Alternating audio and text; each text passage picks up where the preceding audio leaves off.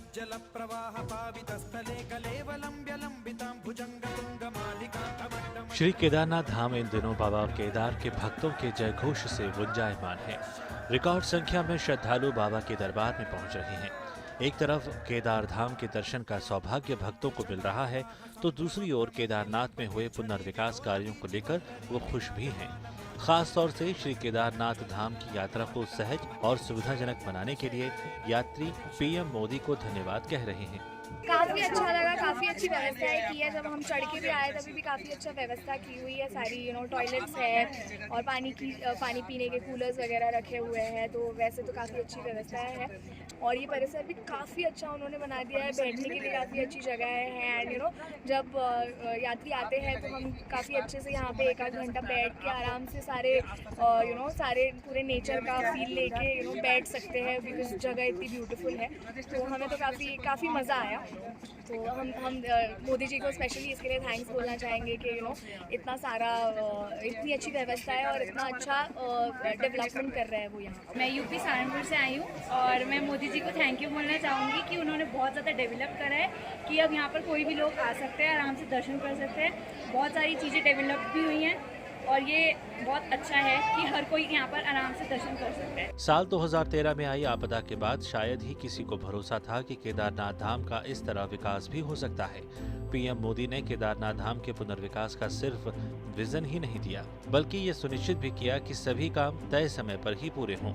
बात चाहे मंदिर परिसर के विकास की हो या वहां तक पहुंचने के रास्तों की। शंकराचार्य जी की समाधि को एक बार फिर और अधिक दिव्य स्वरूप में स्थापित करना हो, या फिर सरस्वती तट पर घाट का निर्माण, मंदाकिनी पर बना पुल हो, या फिर बाढ़ से सुरक्षा के लिए निर्माण कार्य, यात्री सेवाओं और सुविधाओं से जुड़ी पहल जमीन पर उतर चुकी है। प्रधानमंत्री मोदी जी ने जो यहाँ पर पुनर्निर्माण के कार्य करवा रहे हैं, बहुत ही काबिले तारीफ काम किया है।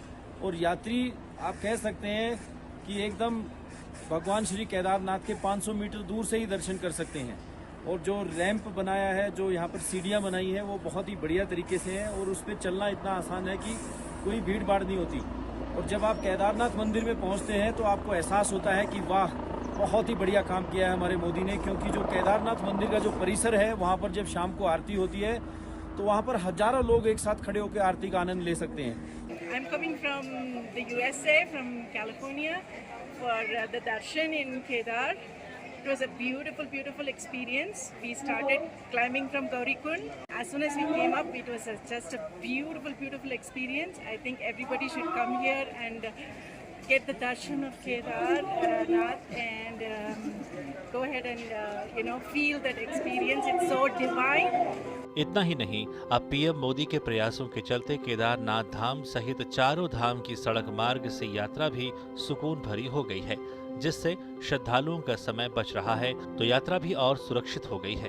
पहले डर रहता था मन में कि केदारनाथ धाम की यात्रा बहुत ही ज़्यादा कठिनाई वाली है और रास्ता बड़ा जो है बहुत लंबा है और जाम बहुत रहता है।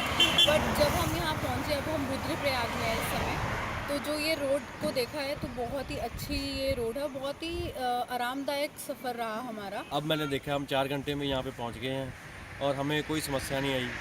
और हमने रास्ते में भी देखा काफ़ी और काम चल रहे हैं। और हम इस चीज़ ऑल वेदर बोर्ड के लिए प्रधानमंत्री नरेंद्र मोदी जी का तहे दिल से धन्यवाद करते हैं। पीएम मोदी की कोशिशों से श्रद्धालुओं के लिए बनी व्यवस्थाओं के चलते केदारनाथ धाम का तीर्थाटन अब कष्ट से मुक्त हो गया है और भक्तों को भोले बाबा के चरणों में लीन होने का सुखद अनुभव मिल रहा है।